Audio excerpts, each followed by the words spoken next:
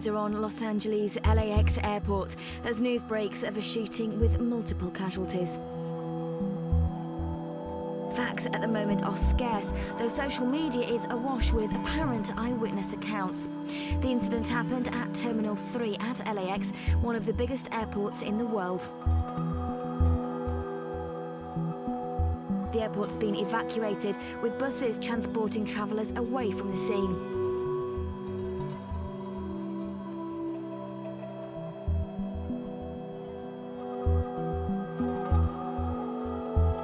Emergency services are dealing with the incident. LA airport officials have confirmed the shooting started at 9:30 a.m. LA time. There are reports of a gunman with a high-powered rifle, though this has not been confirmed at this early stage.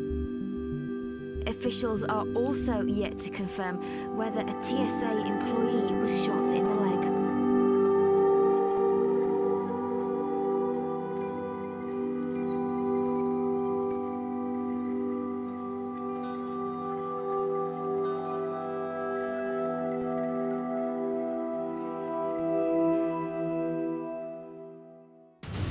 This is an ABC News special report. Good afternoon again, everyone. I'm David Muir at ABC News headquarters in New York. We told you we would come back on the air as soon as we learn more about that incident unfolding at LAX airport in Los Angeles, and we have learned more at this hour.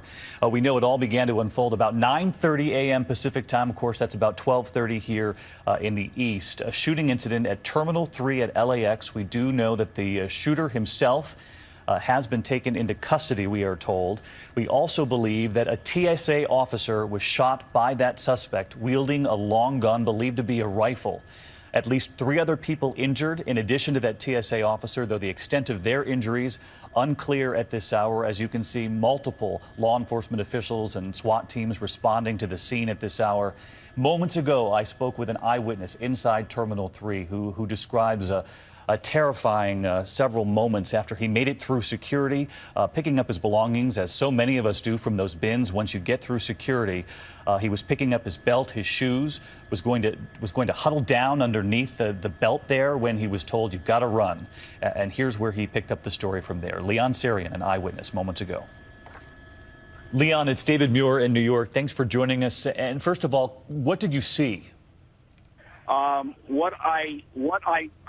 tell you more what I heard. I heard the gunshots. I was going through the security gate, and I was picking up my stuff, and I saw people hit the ground and scurrying, and TSA agents telling people to run towards the gates.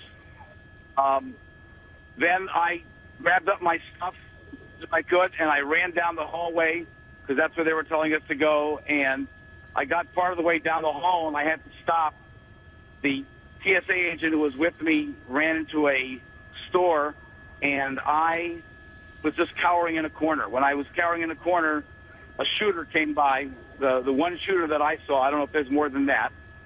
He was carrying a rifle, and he looked at me, and he said TSA with a question mark, and I just shook my head, and he kept on going. So I was looking down, basically down the barrel of a gun, and my life went right before my eyes. Oh, that is extraordinary, Leon. We're glad you're okay. And so from what you're telling us, it would seem that this suspect was asking or was targeting workers with the TSA.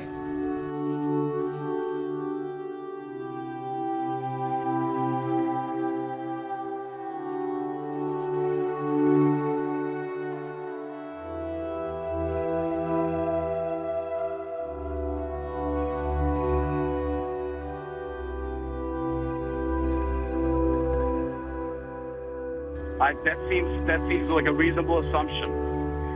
There was a TSA guy next to me, the one that ran into the store. He was hit. There was blood coming from him,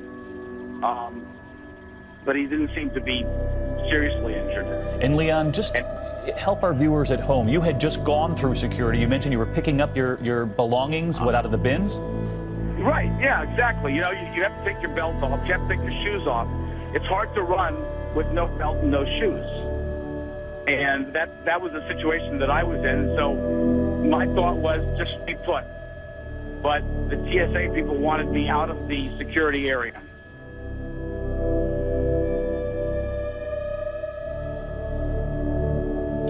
That was Leon Sarian, an eyewitness who talked about the gunman. He says once he got through security, was told to run. The gunman then coming up to him and asking him, according to this eyewitness, "Do you work for the TSA?"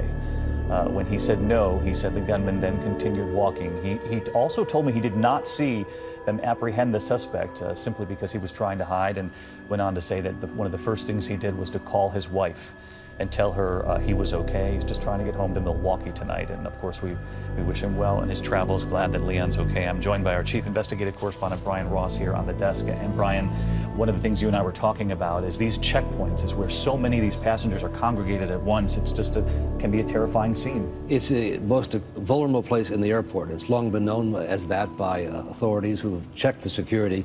There are supposed to be TSA teams that look for people that might have weapons approaching this area. But TSA officers, as you know, are not armed.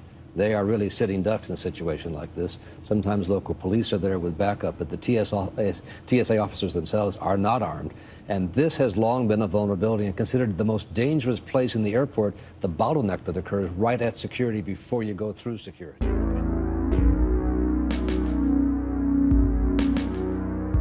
What it has to do with is a new world order agenda. With today's sophisticated mind control technology, they have the ability to strip us of our own thoughts. We can no longer depend upon having a situation where our mind and our thoughts are our own.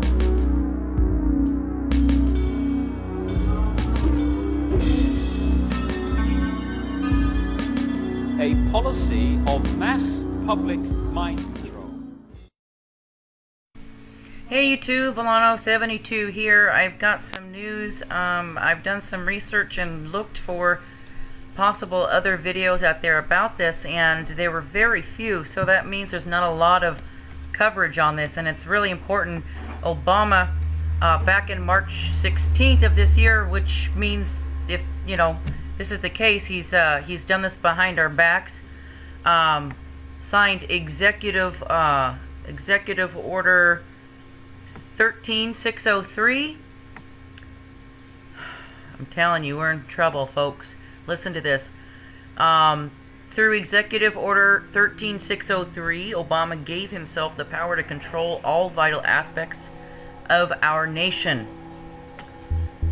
The Tea Party has research team has dug this up and is still digging up more information at this time. However, what we know now is this: seizing all forms of civil transportation. Obama especially wrote civil, not public, in the name of a national emergency, which he has yet to define, which in turn means that he can define it any way he wants to. He can grab all forms of transportation civilians use, including your vehicle, trucks, delivery vehicles, boats, ships, city buses, trains, airplanes, motorcycles, scooters, snowmobiles, tractors. The secret plan went into action right under our nose just a few months ago, and I'm really shocked that nobody has really got this out there to get viral, because this is something that is absolutely huge. It's just as big as the Pay Trade Act. People, we need to wake up and get this information out there, and I mean like quick style. Obama doesn't stop there at transportation. He goes on and will grab the food right out of your mouth. All commodities and products capable of being ingested by either human or animal. In other words, all food products, growing, picked, and in stores, including farm crops, inventory in grocery stores, grandma's garden vegetables, your vegetable garden, your canned goods, dog food, livestock feed, survival food cache, fish from fish farms, fruit from orchards. And guess what? There's more. He is also the health resources, which include but are not limited to drugs, biological products, medical services, materials, devices, facilities, health supply services, and equipment. This includes hospitals, vitamin stores, wheelchair suppliers, oxygen providers, drugstores, first aid supplies, Red Cross, medical insurance companies. And the savage doesn't stop there. He goes on to give also the power to the government to take over all forms of energy. Solar energy farms, wind turbine projects, Niagara Falls electric plant, your home generator, hydroelectric dams, city power plants, and all usable water from all sources, Mississippi River, the Great Lakes, Colorado River, and all rivers, all ponds, all wells, all watersheds, all snow melts, all bottled water companies. Do you know what this means? For all of you preppers out there who plan on taking off and trying to survive in the wilderness, he just took over the entire country, all of its natural resources, everything that you have, nothing you own is now solely yours. It can be taken from or by the government, taken from you by the government because of this executive order. We thought the Patriot Act was bad, people. This one is screaming Hitler, okay?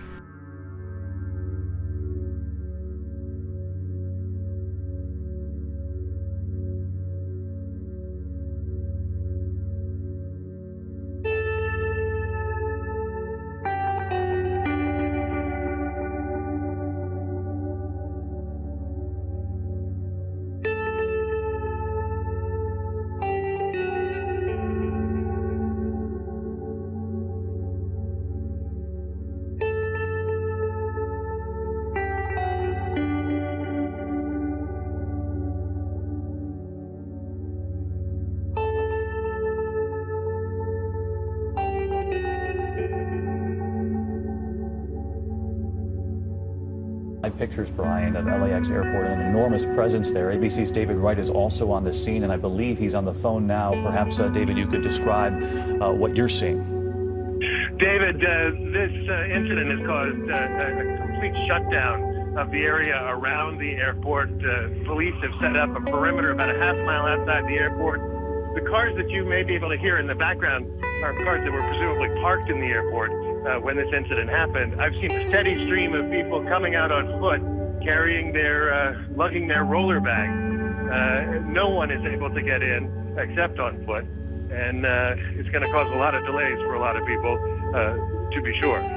David, you described the passengers leaving that terminal with their luggage. We do know from authorities on the scene that they were told to race from Terminal 3 to get to another terminal, to simply go outside. I want to bring in ABC's David Curley, who covers aviation. And David, you were telling us of an astounding number just in the last week of what these TSA officers face. Right, and it doesn't appear at this point that these stats have anything to do with what actually happened today, but a lot of people show up at these TSA checkpoints with weapons, loaded weapons at that as well. Just last week, 39 weapons were confiscated at airports across the country, 32 of them loaded. I think what we're learning so far, David, about this incident, this seems to be very TSA-centric from what you've heard from the eyewitnesses and others, that TSA officers or officer may have been targeted by this shooter. This, of course, as David Wright has just shown, has really impacted operations at LAX. Flights, some are being allowed to land, but even if you get on the ground, as you can see from these live pictures, the roadways around the airport are just completely clogged. Now, Terminal 3, where this happened, has a number of domestic airlines in it, including JetBlue, and JetBlue tells us that they had a crew there ready to take off. They were in a lounge and evacuated and are safe. So operation's still a mess at LAX after this incident at the TSA checkpoint, David. David Curley, our thanks to you. And David mentioned the only flights that we're seeing at the airport are the ones now landing, ground halt otherwise. You're looking there at a still photo, an image from Terminal 3 right now. That's believed to be the long gun that was carried by that suspect. We know the suspect is in custody, and as you heard that eyewitness tell me moments ago, the gunman walking through the terminal reportedly asking people if they worked for the TSA. When this eyewitness said no, he kept walking. And just as we come up at 2 o'clock on the East Coast, a TSA officer shot by a suspect, at least 3 injured at LAX. We'll continue to follow this throughout the afternoon at abcnews.com, and I'll have a complete report with the team on ABC World News with Diane Sawyer a little later today. Good day.